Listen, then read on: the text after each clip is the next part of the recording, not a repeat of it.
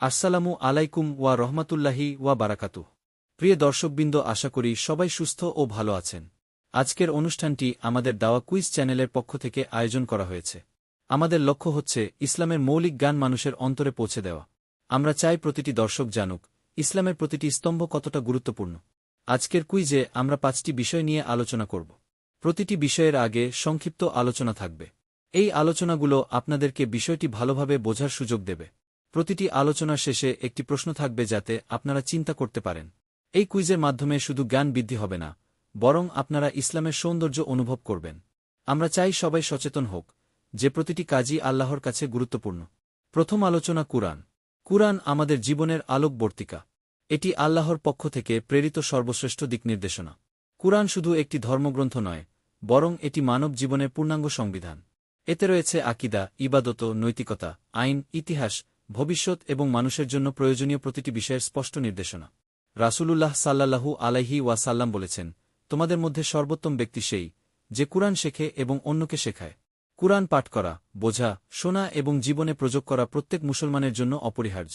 প্রতিটি আযাত মানব জীবনে নূর এবং প্রশান্তি নিয়ে আসে। কুরআন আমাদেরকে ভালো কাজ করতে উৎসাহিত করে এবং মন্দ কাজ থেকে বিরত রাখে। প্রশ্ন: আল্লাহ তাআলা কোন মাসে কুরআনুল কারীম অবতীর্ণ করেছেন? দ্বিতীয় আলোচনা নামাজ। নামাজ হল ইসলামের অটুট স্তম্ভ। নামাজ বান্দা এবং আল্লাহর মধ্যে সরাসরি সংযোগের মাধ্যম। এটি শুধু ইবাদত নয়, বরং মানুষের জীবনকে শৃঙ্খলাবদ্ধ করে। নামাজের মাধ্যমে একজন মুমিন আল্লাহর নিকট যায় এবং তার কষ্ট ও দুঃখ আল্লাহর কাছে প্রকাশ করে। রাসূলুল্লাহ সাল্লাল্লাহু আলাইহি ওয়াসাল্লাম বলেছেন, নামাজ হল মুমিনের মিরাজ। নিয়মিত নামাজ মানসিক শান্তি ও অন্তরের প্রশান্তি প্রদান করে। নামাজের মাধ্যমে বান্দা ধৈর্য, সততা এবং ধ্যান শিখে। প্রশ্ন: মুসলমানদের জন্য প্রতিদিন কয়বার নামাজ ফরজ করা হয়েছে? তৃতীয় আলোচনা জাকাত। জাকাত ইসলামের একটি গুরুত্বপূর্ণ ইবাদত। এটি সম্পদশালীদের জন্য ফরজ এবং সমাজের দারিদ্র্য কমায়। জাকাত শুধু গরিবদের সহায়তা করে না, বরং মানুষের হৃদয় পরিশুদ্ধ করে। যে ব্যক্তি সম্পদ থেকে জাকাত প্রদান করে, আল্লাহ তার রিজিক বৃদ্ধি করেন। জাকাত সামাজিক ন্যায় ও অর্থনৈতিক ভারসাম্য প্রতিষ্ঠা করে। এটি সমৃদ্ধ ও দরিদ্রদের মধ্যে সম্পর্ককে সুন্দর রাখে। প্রতিটি মুসলিমের জন্য নির্দিষ্ট নেশাবে পৌঁছালে জাকাত আদায় করা আবশ্যক। প্রশ্ন: কোন পরিমাণ সম্পদ 1 বছর পূর্ণ হলে জাকাত ফরজ হয়? চতুর্থ আলোচনা রোজা। রোজা আত্মাকে পরিশুদ্ধ করে এবং ধৈর্য শেখায়। রোজা শুধু খাবার পানীয় থেকে বিরত থাকা নয়, বরং মিথ্যা, গীবত এবং খারাপ আচরণ থেকেও বিরত থাকা। রোজার মাধ্যমে মানুষের অন্তরে আল্লাহভীতি সৃষ্টি হয়। রমজান মাসে রোজা রাখা ফরজ করা হয়েছে। রোজা শারীরিক নিয়ন্ত্রণ এবং আত্মশৃঙ্খলা শেখায়। রোজার মাধ্যমে মানুষ সহমর্মিতা, ধৈর্য এবং ধ্যান শিখে। প্রশ্ন: কোন মাসে মুসলমানদের জন্য রোজা রাখা ফরজ? পঞ্চম আলোচনা হজ্জ। হজ্জ ইসলামের একটি গুরুত্বপূর্ণ স্তম্ভ। যাদের শারীরিক ও আর্থিক সামর্থ্য আছে, তাদের জন্য জীবনে একবার হজ্জ করা ফরজ। হজ্জ মানুষকে ঐক্য, ভ্রাতৃত্ব এবং ত্যাগের শিক্ষা দেয়। পৃথিবীর মুসলমানরা একসাথে একই পোশাক পরে একই স্থানে আল্লাহর কাছে দাঁড়ায়।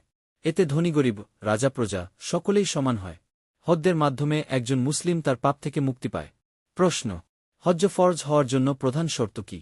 প্রিয় দর্শকবৃন্দ, আজকের কুইজে আমরা ইসলামের 5টি মৌলিক স্তম্ভ নিয়ে বিস্তারিত আলোচনা করলাম। প্রতিটি বিষয়ে আলাদা আলাদা গুরুত্বপূর্ণ শিক্ষা প্রদান করে। কুরআন আমাদের নৈতিক ও আধ্যাত্মিক দিকনির্দেশনা দেয়।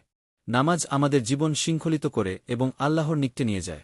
জাকাত সামাজিক ন্যায় ও দারিদ্র্য দূর করার এক গুরুত্বপূর্ণ মাধ্যম। রোজা আত্মশুদ্ধি, ধৈর্য এবং আল্লাহভীতি শেখায়। হজ্জ একতার শিক্ষা দেয় এবং জীবনের এক গুরুত্বপূর্ণ লক্ষ্য স্থাপন করে। আমরা আশা করি এই আলোচনার মাধ্যমে আপনারা ইসলামের সৌন্দর্য অনুভব করেছেন। প্রতিটি প্রশ্নের মাধ্যমে আপনার চিন্তাশক্তি বৃদ্ধি পাবে। ইনশাআল্লাহ আমরা প্রতিটি সৎকার প্রমাণ প্রকাশ করব। আল্লাহ আমাদের সবাইকে ইসলামের জ্ঞান অর্জন ও আমল করার তৌফিক দিন। আমিন। আসসালামু আলাইকুম ওয়া রহমাতুল্লাহি ওয়া বারাকাতুহু।